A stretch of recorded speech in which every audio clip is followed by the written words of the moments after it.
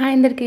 Morning అయితే పిల్లలకైతే ముందే దోసలైతే వేసేసి వాళ్ళకి తినిపించేసిన తర్వాత ఇంకా వాళ్ళైతే స్కూల్‌కైతే ఎళ్ళాను. నేనైతే ఇంకా చట్నీ అయితే ఏం చేయలేదనమాట దోసలోకి. ఇంకా మార్నింగ్ అయితే పప్పు అయితే చేసిన. ఇంకా అదే పెట్టుకొని అయితే తినేసారు ఇంకా పిల్లలు. ఇంకా మార్నింగ్ అంతా ఎర్లీగా ఇంకా అసలు కుదిరేదన్నమాట. ఇంకా నేను కొంచెం లెవ్వడమే ఇంకా 6:30కి అలా లేసాను కదా! ఇంకా బాబుతోని.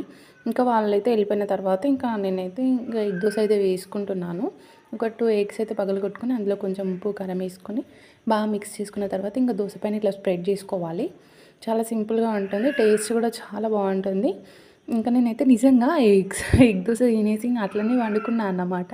నిజంగా చాలామంది అంటారన్నమాట, ఈ దోస తింటే నిద్ర మబ్బొస్తది బాగా అని. నిజమే అనిపించింది ఫస్ట్ టైం ఈరోజు.